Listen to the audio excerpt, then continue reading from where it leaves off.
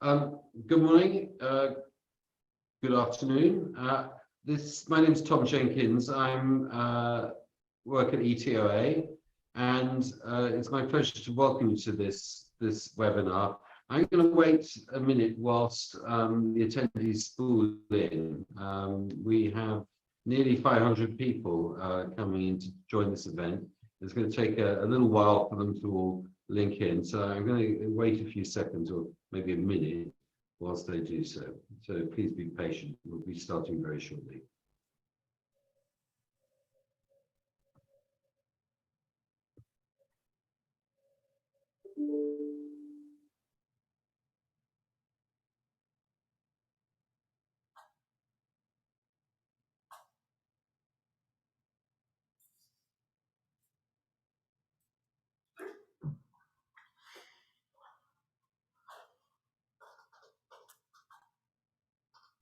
Okay, well, as I said, good morning, good afternoon to everyone taking part. I don't think we've got too many people joining for whom this is good evening, but it's possible because, as I said earlier, we have nearly 500 people and we have a global reach here. So we may have people from throughout the globe, throughout the Eastern Hemisphere as well as the Western. The purpose of today is to look at North America, and I'm absolutely delighted to be joined by a group of people who know a lot about North America. We have Liam Dunch from Abercrombie and Kent. We have Kathleen Hardy from Georgia Hardy Tours. We have Elizabeth Crabhill from CIE Tours International and Catherine Prather from the National Tour Association. I've also got my colleague Jay Morrow-Michel who may join us a little bit later on to discuss events that are taking place of relevance to this market that ETOA are furnishing. I'm really here just to promote our Global European Marketplace, which takes place where all ETOA members are invited to join. It takes place on the Friday before World Travel Market, and we still have 1 or 2 places left this year, but it's selling out fast and we have limited space. So if you're wanting to come and take part in the largest networking event, look it up on our website and explore the opportunities that it represents to you. Okay, I'm going to just ask everyone to introduce themselves. Liam, could you start, please? Absolutely, yes. I'm Liam Dunch. I'm the product manager for Europe at Abercrombie and Kent here in Downers Grove in Chicago in the US, responsible for Europe. So I oversee all of our Europe product, both packaged and FIT. Thank you, Liam. Elizabeth, tell us about yourself and what you do. Hi there. Yes, thank you for having me. I am Elizabeth Crabhill. I'm with CIE Tours. We're based out of the United States. We are the Irish specialist for Ireland and Britain product, and we are celebrating our 90th anniversary this year. So we are definitely excited to be back up and operating with the rest of the industry. That's good. Catherine, I believe you're in Kentucky at the moment. Please tell us about yourself and what you do. Yes, wonderful. Thank you so much. And it's great to be here. I really appreciate it. And Tom, you had asked that I share a little bit about the association and our work with the international market. Name is Catherine Prather. I'm president of the association. And so NTA was founded in 1951, really with the objective of fighting deregulation for interstate commerce within the United States. And at that time, it was known as the Tauk case, as in Tauk Tours. And Tauk was one of our founding members. Advocacy definitely to this day continues to be an important part of what we do for our members. If you're not aware, so we are a community of tour operators, receptive operators, DMCs, and ground operators of all sizes. As well as their partnering hotels and restaurants, attractions, experience providers. We also have destinations, so it's the local and convention and visitor bureaus, as well as state, provincial, regional, and national tourism offices. So our membership is predominantly US based, but we have members in 40 countries. And our tour and receptive operators do package both group and FI travel, what we say to, from, and within North America. And just really quickly, the snapshot of our tour operators and their work with international outbound. 60% of NTA's tour operator members offer international outbound travel from North America. Of this number, 72% have been packaging international travel for 20 plus years. But then there's also 10% that have been packaging this outbound travel for fewer than 5 years, pointing to potential, really needing the good partners. And that's something that I'll allude to earlier or later, that is definitely continuing. So once again, I appreciate being here. Thank you so much, Tom. Thank you so much for that, Catherine. And Kathleen, please tell us about yourself and what you do. Good morning and good afternoon, everybody. I'm Kathleen Hardy from Georgia Hardy Tours. I'm based here in Toronto, Canada.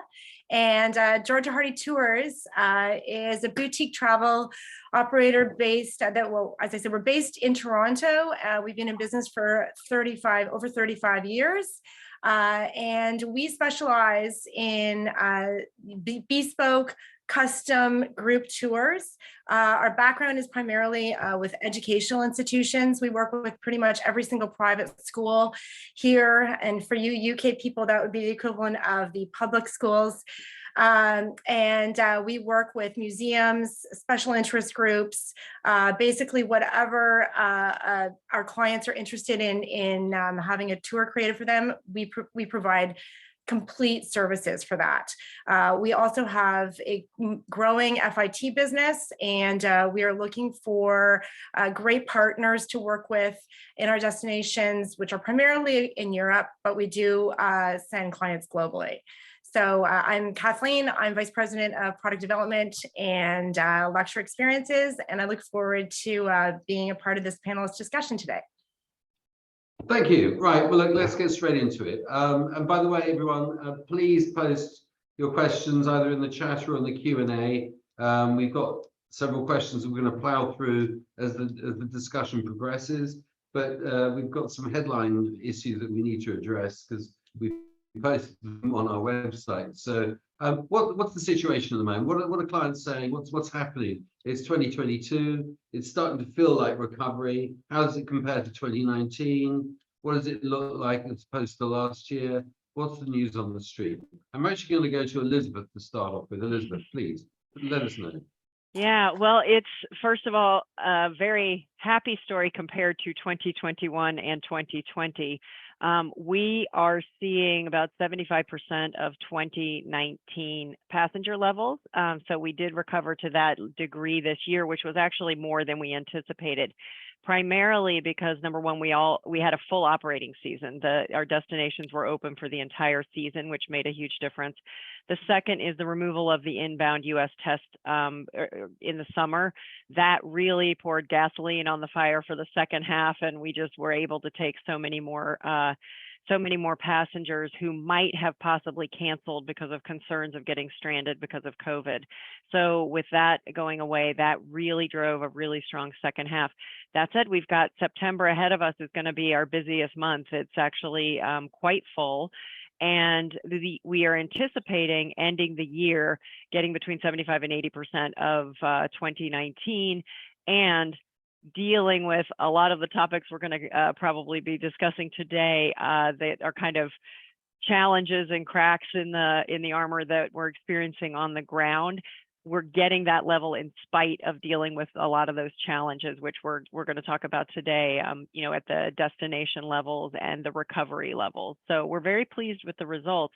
What we have seen also is we do a very close tracking of satisfaction scores with all of our guests on tour. We get about 88% response rate in our surveys afterwards. And I'm really happy to say that our satisfaction rates are pretty much on a par with 2019. And that's in spite of knowing that customers are seeing and commenting on like, oh, they didn't have staff here, they didn't have staff there, but they are still really enjoying the experience. And I think that says a lot about the industry, that no matter what challenges we're facing, we deliver a good experience collectively, and we try to make sure that the customer does not feel the pain of what is going on behind the scenes. So I think that's very positive for this year. I think what you said, I'm not here to comment, but what you said is so right, because what we forget, and it's, we're here to deliver a quality service and intermediation that works. What we sometimes forget is the product itself is actually Dublin or London or Paris, and that's not radically affected by the problems we're experiencing. But no, I mean, really well put. Liam, how do you feel things are going? It's been, I'll just echo Elizabeth, really. 2022 has been a really good year and a huge relief after the pain of the previous 2 years. You are right, Tom, in what you said in your introductory remarks. We did have business in 2021, but it was, too little, too late, really, I think you could sum it up as. So this year is much more back to normal. As a company, we are not quite at 2019 levels either, but quite close, actually. And I think this is for us as a global tour operator, really because of areas that are still closed where they're important for us, like Asia and Latin America was closed until fairly recently. However, Europe, I will say, has been roaring, and for Europe, it's a record year for us. We're ahead of 2019 quite significantly, actually. A lot of that is tailor-made, as well as our group product performing well. It's really been across the board, particularly sun destinations. One or two places that opened early in 2021, and Iceland would be an example. We saw a big spurt of business there last year, and that's sort of settled down as other destinations became possible. And I'll echo what Elizabeth said, as testing requirements went away, the business just kept going up. And then once the US dropped the return test, then that was really, all the brakes came off, honestly, at that point. So we're very, very happy with how this year's gone. That's great news. Kathleen, how's everything up in Canada? Well, Canada has been a little bit different experience than the United States. We had a longer, much more highly regulated COVID pandemic experience. It wasn't as political, but it had, compared to our friends in the States. However, what that meant is that we lost all of 2020 and all of 2021. And in fact, testing regulations were just lifted here for outbound and in some cases inbound in about April 1st. So we still have been struggling with the ArriveCAN, which is a Canadian federal government tool. I hesitate to say a useless tool, but we're all wondering what is happening with that data. But that is an impediment for certainly inbound travel, but for outbound, it's just another friction point. Having said that, while we did lose all of 2020 and 2021, I'm thrilled to say that since in the last 2.5 months, our book sales are at 50% higher than 2019, and 2019 was our best year ever. So it has been an incredibly busy spring and summer for all of us here at Georgia Hardy Tours. We are seeing unlimited demand. We just cannot. It's just a question of supplying it. So the other friction points for Canadian travelers, and unfortunately it is newsworthy, is our airport situations. I know that Pearson was getting a lot of negative press. That's the Toronto International Airport here. And that is spread out across Canada. So we do still see hesitation amongst Canadian travelers because they just are like, you know what, we're just going to wait a year and hopefully this will work itself out. I don't know if so we're very hopeful that some of these transportation and airline problems are going to be resolved by March. March is our largest, that corresponds with the March break, which is here in Canada, the second, well, it's first or second busiest travel time period in the people's annual calendar. So I will echo what Liam said. We are seeing a huge demand for sun, specifically Greece and Italy. Those are our two top markets. That's actually, they were top markets before COVID. So people are just really anxious to go back. I also will echo what you said, Liam, about Iceland. So those countries that opened up and dropped regulations and earlier, they are reaping the rewards. And I will say that, as I said, we just have unlimited demand, and it's just how to supply it properly. And to your point, Tom, retain our quality and make sure that everything is working perfectly for our clients and they can have incredible experiences. Thank you. Catherine, is this, I mean, you've got a more general perception. Is this broadly what the industry is thinking?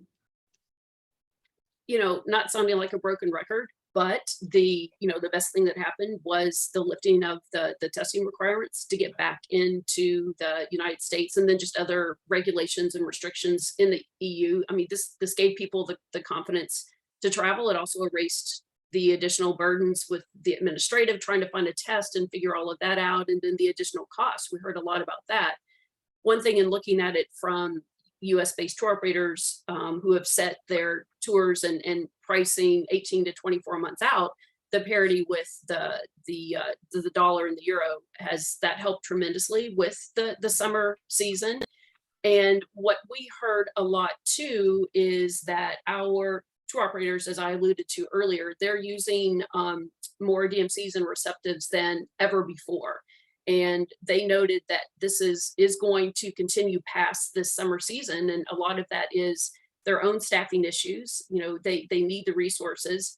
Unfortunately, it is that ongoing COVID uncertainty and the comfort of relying on the in-market expert, but then also just related challenges, as we've alluded to, with finding suppliers and the right partners and vendors for their itineraries. That's a challenge. And that's why in this summer season, they've used more and they'll continue to use more in the future.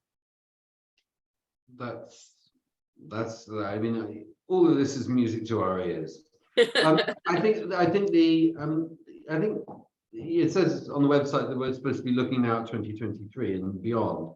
I suppose really to put that into some context, I think most of you will have we are yet to launch the 2023 booking season. I mean, it's going to happen fairly shortly, or it's happening as I speak, but it's very early to see what bookings actually look like. I suppose really, what is your feeling for 2023? And I suppose what colors that is how far is this year's boom due to the fact that you've had, you were going to have a record season in 2020. And that meant you had a record number of tour credits to cash for 2022. So how much of that is what we're experiencing now? Or do you think that there's a genuine demand, pent up demand, but genuine demand for Europe, which is going to carry on into next year?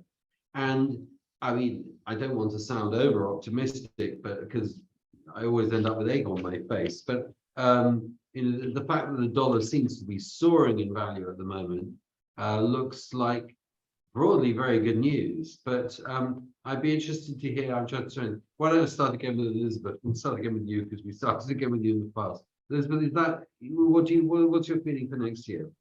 Yeah, we're actually pacing quite well for 2023. So I mean, to start with, kind of the baseline fact is we are seeing that there is demand for 2023, and actual bookings are materializing from that demand, which is great. So there is that wave of optimism that 2023 potentially will be a strong year, and we can continue because we are not recovered yet. This is 2022 is really just, I think, the foothold of getting us to start our recovery, and 2023 bookings are happening. There's a couple caveats about that. Number one, I noticed CIE Tours did it, but I did notice we looked at a lot of activity in the industry.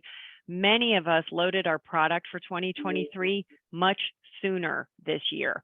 Normally, we would be loading product in the summer, maybe just a little bit in the early summer, a little bit in later summer for the 2023 season, because the bookings would usually start coming in around June or July. This year, we pulled that up by 4 or 5 months.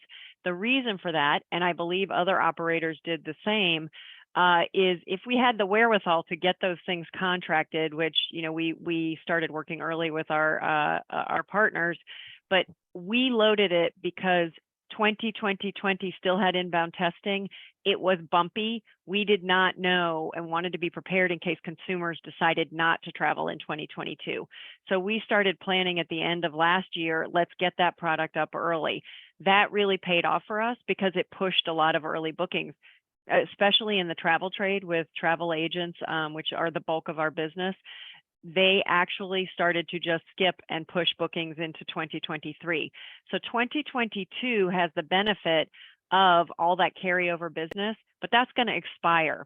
So we, part of that loading of product early was really around this thinking of we have to build the entire book of business from scratch for 2023, and we didn't have to do that in 2021 or 2022. We had carryover business.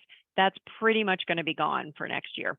So the early bump did help. It created the opportunity for people who didn't want to travel this year to have something that they could go ahead and book. That's good. But the caveat on that is that may have gotten some of the early bookers who took business. But right now, what we're seeing is that the demand is wavering on a flat line. It's not going up as it normally would this time of year.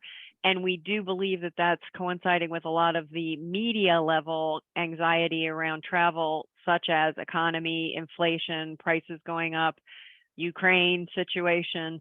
And we don't know yet if that line is going to go down, but right now we have seen that it's kind of stabilized. So we're getting steady bookings week after week. What we're not getting is bookings going up week after week. So we kind of have this cautionary feeling about 2023, and happy that we had a strong start because we are pacing ahead of 2019. But when you break out the business of new bookings versus carryover business, it's a very different picture. And I think, the last point I'll make is, just for our example, for us to get to 2019 levels, we would have to grow the business, the new bookings, because we don't have carryover anymore. We would have to grow almost 100% to get back to what we had in 2019. That is scary because there is no steady state operator that has ever had to grow 100% in a year. That said, it's a strange year and booking patterns are still to be written. So that's kind of the situation as we see it for 2023. People want to travel, and the people who booked early are intending to travel, but demand could start wavering from here forward if the economic situation gets worse. So if I understood you rightly, is that what we're looking at an alteration in the normal booking growth, the normal booking pattern that you would anticipate for next year. You've got a lot front loaded, yep. But we're not seeing anything explode at the moment, is the point. I mean, in terms of, that's the wrong metaphor. We're not seeing anything, not seeing anything grow quickly. It's steady, steady, but it's not, we're not seeing huge spikes. No, okay, I don't voluntarily self-edit that often.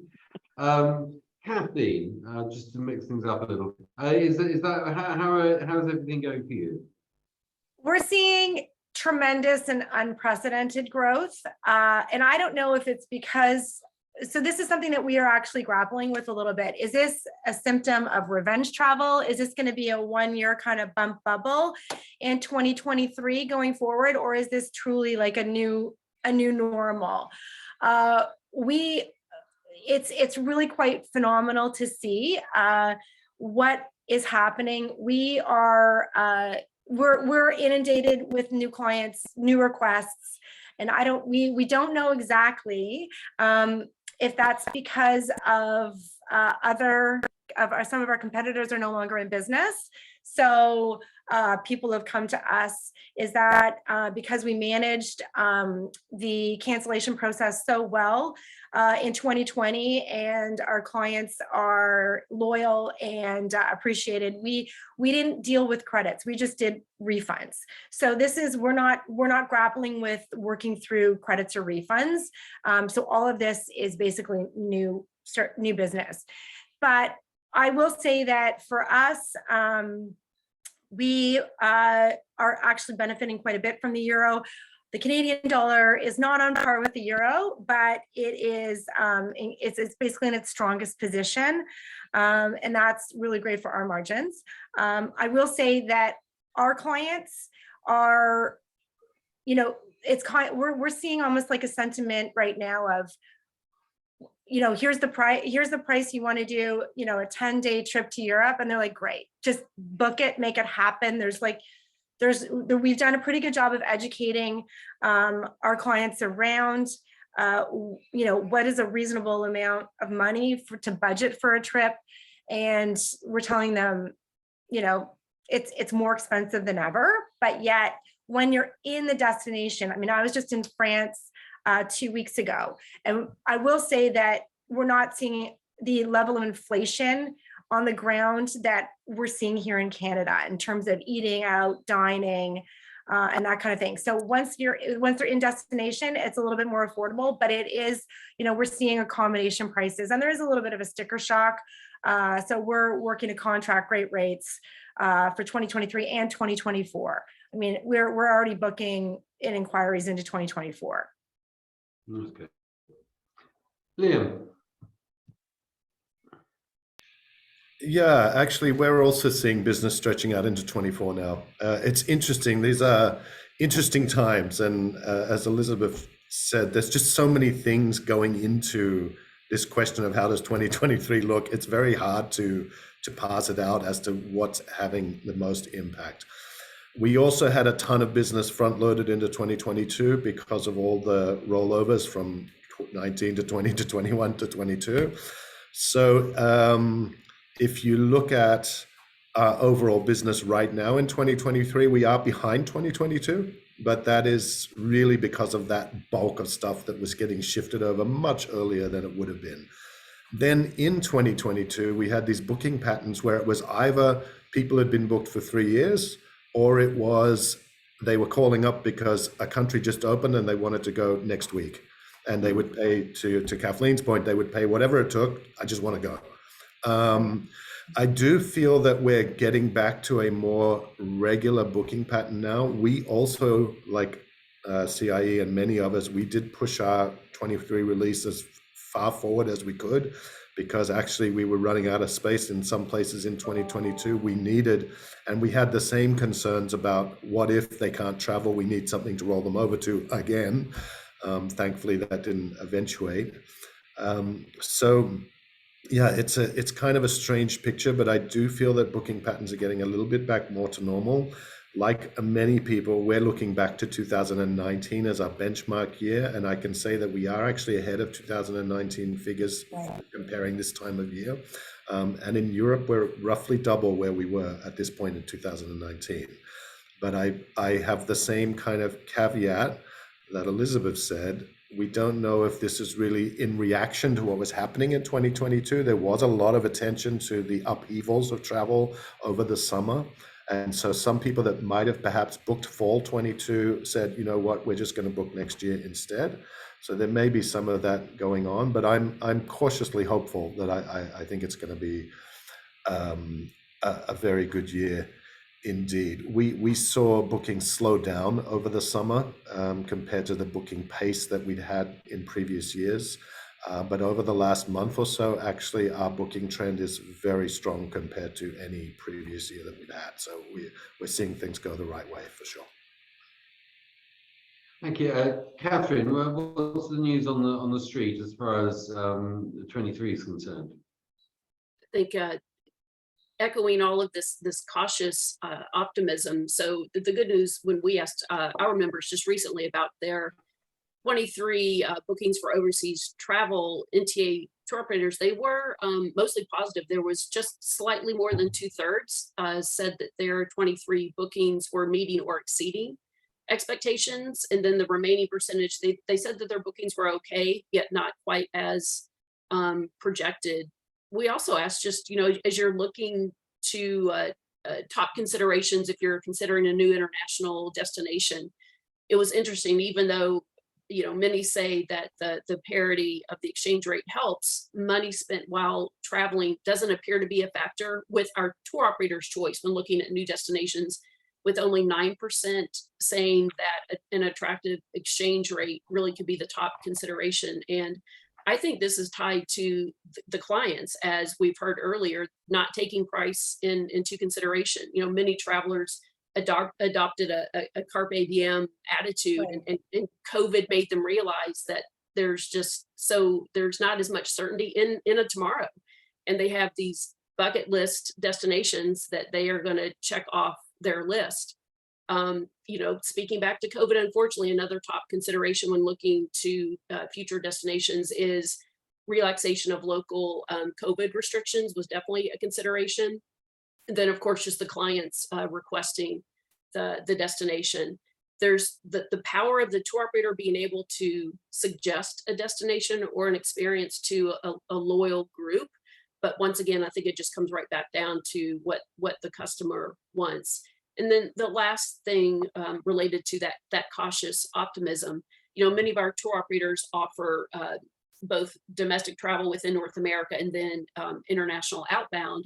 And there's a sentiment among some that North American domestic travel will continue to be strong as long as there is a threat of a COVID flare-up or the possibility of new restrictions and regulations.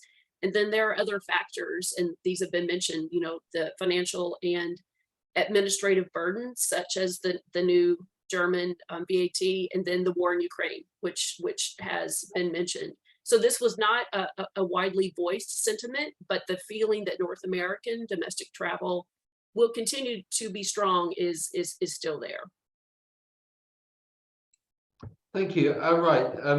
Now, one of the things that was discussed all through COVID was how far clients are going to change their travel patterns as a result of the pandemic.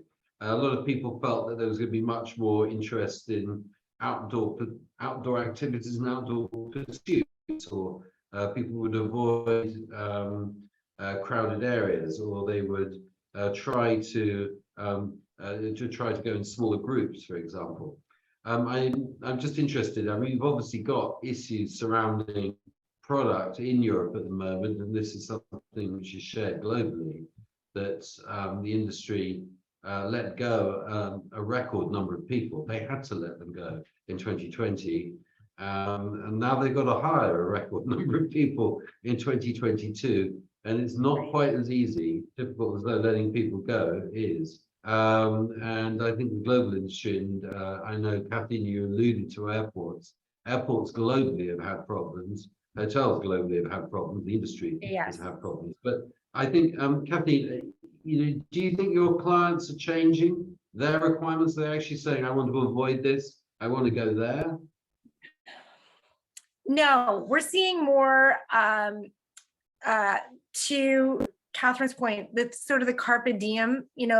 We have travelers who are 90 years old, and in some cases they don't care because they lost 2 years of their life and they don't care. They're booking suites at the Hassler. They are booking whatever it takes because time is running out. So for our family clients, they want to do blowout trips, treat their kids, families who have had their children, their teenagers on Zoom classes for 2 years. They said, let's just go. And, they know that their timelines are running down with their kids in terms of being able to do family travel and big bucket list trips. Our school clients understand that they've lost 2 years of particular curriculum planning, and they want to move forward with their travel program. Everyone wants to travel. I don't really see differences, say, like in between villas and apartments and hotels. Some people really prefer villas. And I think if those people were obviously booking villas before the pandemic, then they'll return to doing that. But a lot of other people are like, well, you know what? We're happy with the hotels. I think a lot of hotel chains and accommodation providers have done a good job of promoting their cleanliness and their standards and educating the clients around that. And, they understand that maybe the breakfast buffet is not going to be open or certain things like that. But our clients do prefer hotels. They like the luxury aspect of it. They like the convenience. That's typically what we see versus indoor, outdoor activities. I haven't got a lot of pushback. I'm not seeing a lot of that. We typically balance our itineraries with a good measure of both, and it is dependent on what each client wants to do. So, I've got clients who just want to go to the Uffizi for 2 days straight, and they're happy to do that. Other ones, they want to be hiking volcanoes in Iceland. So it's all quite custom for us. But I just think that people are like, well, you know what? I don't care. I'm booking a suite.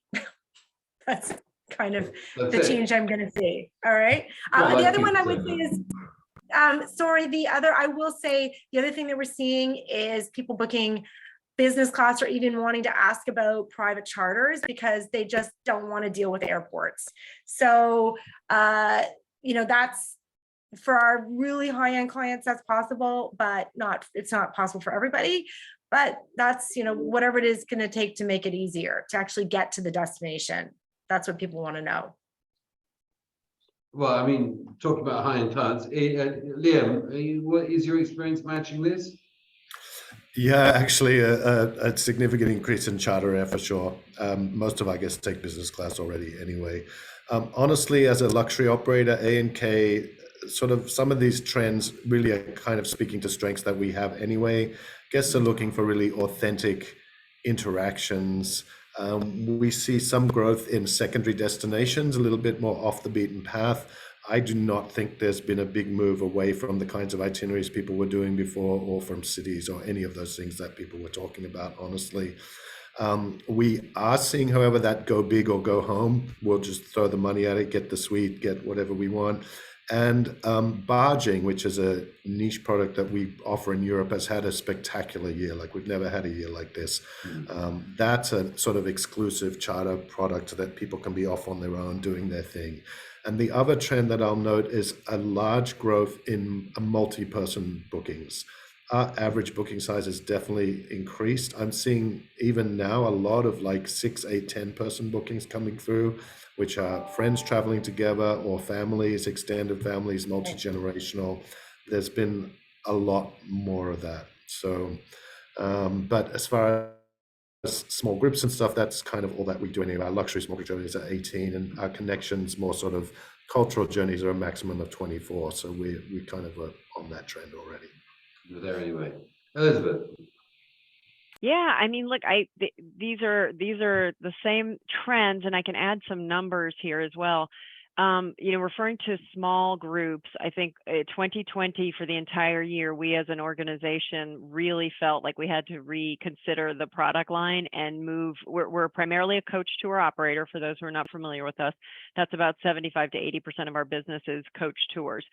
So with the coach tours, we went in from 2020 into 2021, reconfiguring our balance of guaranteed small departures versus full coaches. And we normally would be running 80% full-size coaches, 20% small, limited to 26. We went into 2021 and said, well, we've got to make at least 60% or 70% has to be small group coaches. That is not what's sold.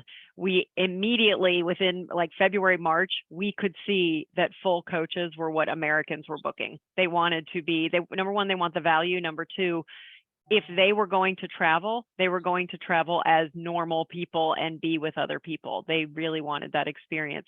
So while there is certainly at the personal level, I think there are people who are hesitant, the market as a whole did not show a shift to small groups from what we can see. And that has continued in 2022. So we're now back to pretty much what we had before. And that is the first ones that book are the full coaches. So that has been a phenomenon we're seeing. Another thing about 2023 that I think is also, I'm seeing it trickle across the industry, us as well, is a lot of operators put in place highly flexible delay cancellation policies, refunds. Those are ending. A lot of the operators in the United States are announcing that those are no longer in place. We're back to the prior policies. As those of us who run the businesses know, is last minute cancellations are incredibly burdensome for a package tour operator because it is not an easily canceled product, and a lot of cost is incurred up front just holding the product. But that said, the customer may or may not understand that, but I do think companies are starting to expire those flexible policies. The second thing is vaccination requirements are starting to be expired. Many of the mainstream and best known tour operators had a vaccination requirement for 2021 and into 2022. And we are now seeing announcements that, especially for the travel agent and the trade, being advised that those vaccination requirements on a sold packaged product are going to expire at the end of the year as well. So just factually on the ground, that seems to be what the changes are that the customer is going to be seeing. Now, on the one hand, the vaccination requirements have stayed in place much longer than many destinations had vaccination requirements. So I think it was natural that eventually there would have to be a decision.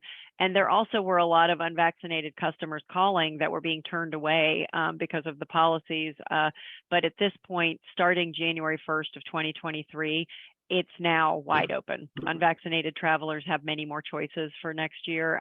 So whatever caused that, that's the way the market seems to be going. Well, I mean, it's heartening to hear that some things are going back to normal, at any rate, even if booking patterns are. Catherine, what's the take from NTA? Well, it's interesting, Elizabeth, to hear you talk about the group sizes. From a lot of NTA tour operators, we're hearing that the group sizes will continue to stay smaller. You know, this is seen by many travelers as safer because there is a reduced risk of exposure to COVID. I think it also has really helped with the service issues and accessibility to certain venues, restaurants, attractions, and even hotels that due to staffing issues can't handle larger groups. You know, within these smaller groups, there is then the challenge of the tour operators needing to find accommodating vendors and suppliers that, you know, rather than gearing their group bookings to such large groups, that they will work with smaller groups. You know, one of our tour operators did say, you know, smaller groups will be with us for a while.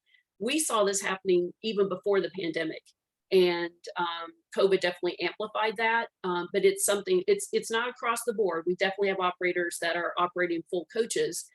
The interesting thing too is their customers got comfortable with having 25 people on a full-size coach. They like to be able to spread out. So that's a challenge that some operators are dealing with, especially with chartering motor coaches being a pretty big expense these days. Our tour operators are definitely hearing a continued call for flexibility and choice and individual experiences within a group itinerary. Once again, that was something that was happening pre-pandemic, and this was amplified.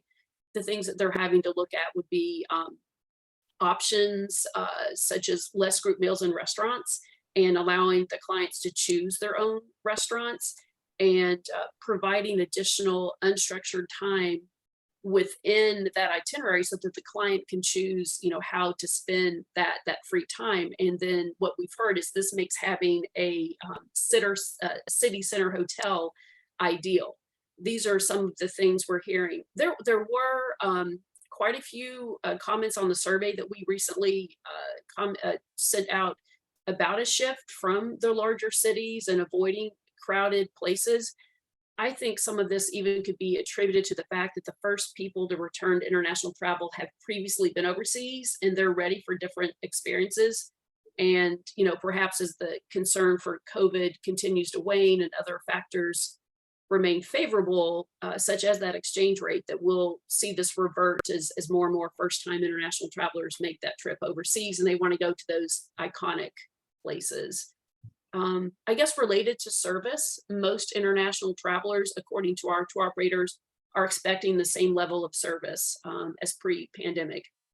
As we know, this can be a challenge because it comes down to the tour operator really needing to manage expectations while not lowering the bar.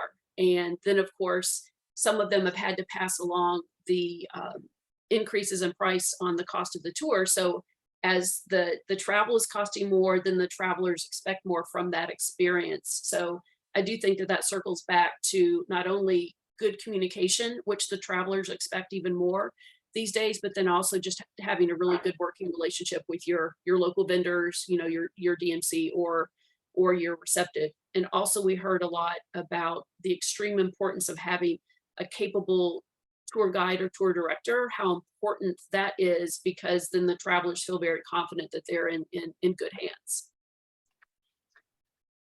Thank you. I know that's enormously comprehensive. I've got one more sort of subject criteria, and then we can go through to the questions which are being posed. And I'm delighted to see we've got lots of questions. But there is a technical thing, which is Germany's decision to impose VAT on non-EU sales. How far will that affect plans? Those of you who don't know what is happening, in 2021, Germany said that they were going to ask every non-EU tour operator, and that's anybody packaging things outside the EU who sells German product in any volume, they would have to register with the German tax authorities and account for VAT on the product and on the sales price they sell to the consumer. What that means in real terms is that if you're selling a German product, you would have had to, if you could, reclaim all your input tax, that's all the tax you pay, sales tax you pay in Germany, and then apply a 7%. The figure varies, but according to the components you're selling, but a figure of roughly 7% on the price charged to the consumer. And you would have to file monthly returns doing this. Now, this was suspended in 2021. It was postponed in 2022. In theory, it's going to take place on January the 1st, 2023. It has one additional side effect, which is that if you're buying off a DMC based in the European Union, you cannot reclaim the input tax. That means that you have to pay tax on top of the tax that you're already paying. You can't get any tax relief on your tax inputs. And that makes, I'm afraid, buying, and we represent lots of European DMCs, it makes buying from a European DMC actually very uncompetitive, because they're paying tax on all their components, but if they contain any German components, you've got to pay tax on top of the tax you're already paying. So it's a double taxation deal.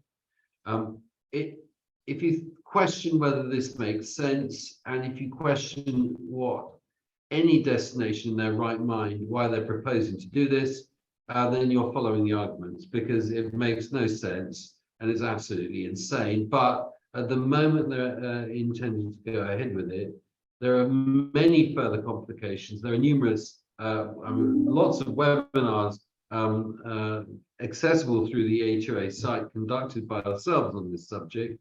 If you're concerned about it, please look there, but I've talked long enough. Is it having an impact? How does it affect you? I'm going to ask Elizabeth very quickly. Well, so there's two sides. So on the surface, it doesn't immediately impact us. So first of all, we do operate in other countries in Europe than Ireland and Britain, but right now we're not operating in Germany. Yet I am following this very, very closely because of cross-contamination to the other EU countries, correct? And first of all, thanks to you, Tom, and the ETOA team, I'm following a lot of the information you are supplying to us in the industry, and you're staying very aligned with the U.S. Tour Operator Association on keeping us informed. But you know, any analysis of it, any of the webinars, we are closely monitoring, and we've got our financial staff is listening, because this is, I guess what I would boil it down to is, it's regardless of how certain it seems that it is, if one wants business from the North American traveler, it seems insane, frankly. It just seems you basically cut off a source market that tends to stay longer, spend more, at a time when inflation is happening at every point in the supply chain in double digits. It's just not, doesn't make any sense that, number one, at this point in time, but number two, at all, why would you disadvantage the source market that sends the highest spenders the longest stay and penalize them? Now, that said, that's my boiled down version. We will watch it very closely, because if it does become the norm, it does across Europe, then it is a raging fire. And it could put operators out of business who specialize in different destinations. As far as absorbing it, it really would then come down to, if it happens in Germany, it normalizes for all US operators, and non-EU operators are normalized, but now the advantage is to the EU, but they're limiting to the source market of EU travelers, which seems I don't understand why they would want to do that.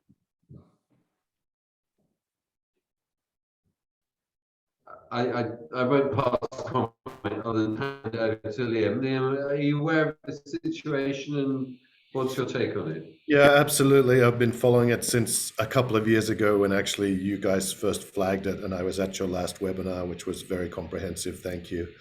I'm following, but as you all yourselves have pointed out, there's so much lack of clarity around how it will work. How do you file? Where's the paperwork? Who do you file with? We actually buy through our own office in the UK, which handles all of our Europe business. It's effectively our DMC. They don't know really how they would handle it, but they're also watching it. I did actually launch a 2023 luxury small group journey for Germany, a Germany exclusive program. So I have a very keen interest in what exactly is going to happen. I did, as you suggested, raise it up to the German Tourist Board, who their response was more or less, well, it's none of our business, it's a political thing.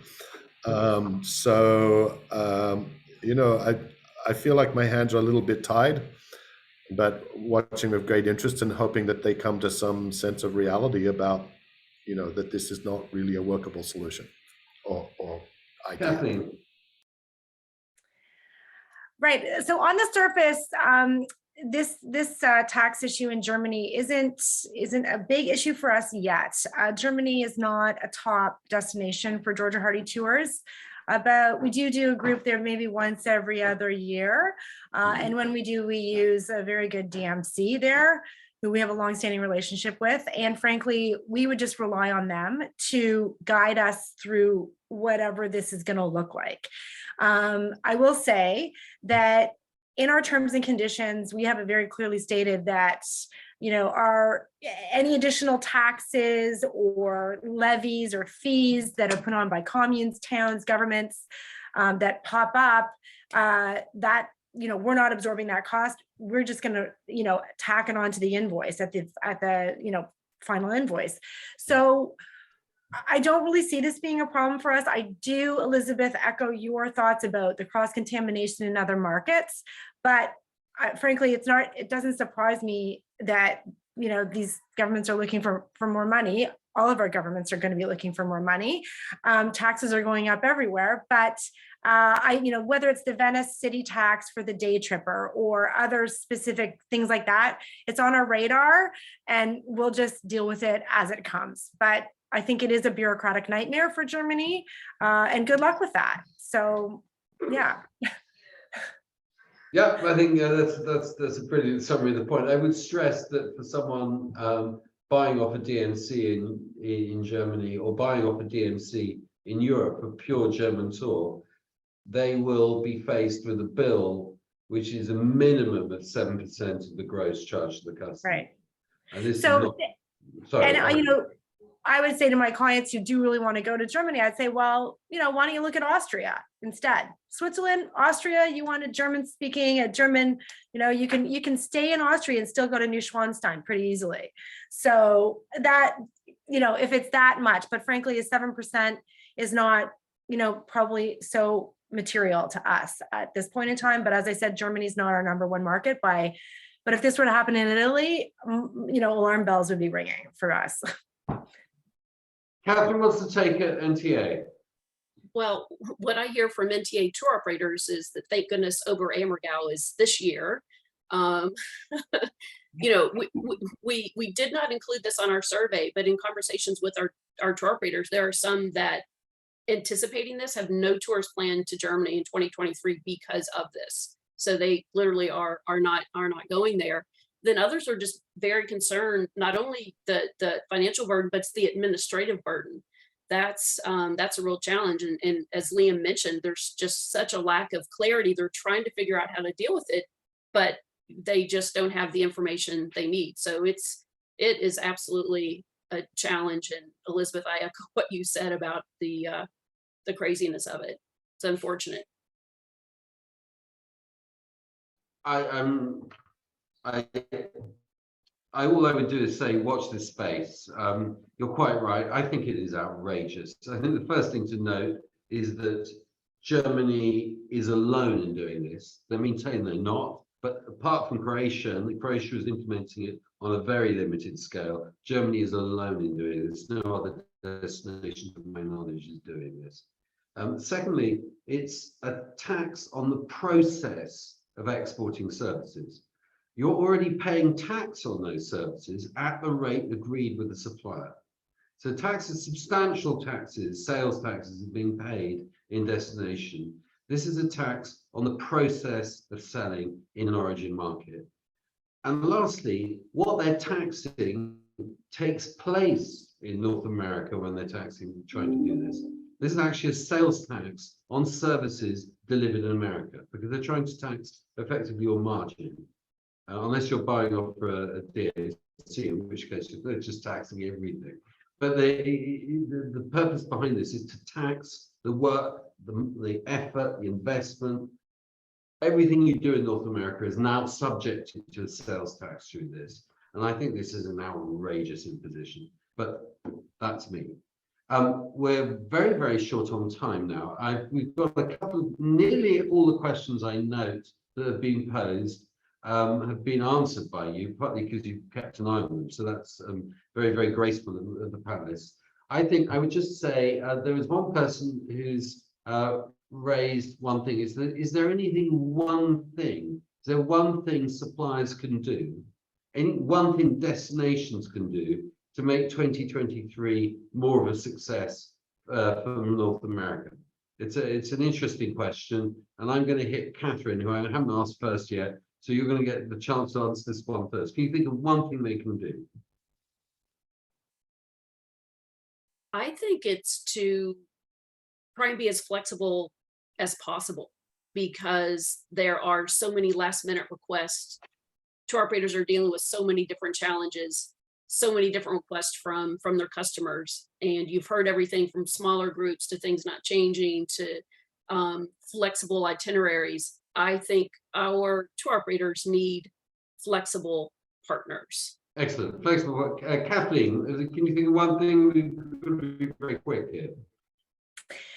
So yeah, one thing, well, in addition to being flexible, also quick response turnaround time on, quotes on requests. So we understand that DMCs and are stretched thin too with staff, but we are relying more and more on DMCs and want to invest in our existing relationships and develop new ones, because we're short staffed, and everything is quick, and we need as fast a turnaround time as possible under tough circumstances. Elizabeth. I would say the staff that you have, especially the high levels of expertise, treat them well, keep them happy, because the staff turnover is probably the underlying, every business, every country, it is a huge risk to our business. The flight of talent from hospitality is a potential problem. To date, I'll go back to what I said at the beginning. I am happy to see that the experience is retaining its charm, and we as operators, our suppliers, our partners on the ground, we are working really hard and delivering a great experience in spite of those challenges. But treat your people well, the ones you still have, and when the new ones come in, treat them well also, because we need a whole new generation of talent to help us get out of this and get through recovery. Thank you. Liam. Yeah, absolutely. Keep hiring. I think we have to be careful not to kill the goose that's laying the golden egg. I'm actually starting to see in 2023 in a couple of destinations we're seeing demand go backwards because of the extreme increases in cost. We're all dealing with inflation. We all are trying to make up for 2 years of lost revenue. Everybody is trying to make what they can while the sun is shining, but we do have to be careful that the exuberance of pricing doesn't outrun where people are prepared to pay. Right now, people are paying what they'll pay, like we've been talking about. But as we've also discussed, there are sensitivities. There are sensitivities around the security situation in Europe. There are sensitivities around inflation. There are sensitivities around government. There are lots of things that could really affect booking patterns moving forward, and we don't need 50% price increases on top of all of that. So that would be my take. Right. Okay. I just want to call on Jay very quickly to run through a couple of the events we've got coming up. Jay, do you want to say something about that? Yes, indeed. Thank you, Tom. Thank you very much to our panelists today. It's appreciated. We really do have a number of events that are very much answering, hopefully, some of the needs of operators over the coming months. Operators and agents are welcome to get in touch with either myself or our events team with the upcoming Global European Marketplace. That's our flagship event at the Hilton Metropole in London on the 4th of November. We will be welcoming 250 operators this year, and we have a cap at the number of tables, so we are actually running out of space. So if anyone wants to inquire about space to join the event, we would love to hear from them. Following that, and if you're not able to attend, we will be running workshops from January through the 2023 season, starting with the Britain and Ireland Marketplace late January in London again. We will be following this with the Nordic Marketplace on the 21st of February to be confirmed, but it will be in Copenhagen.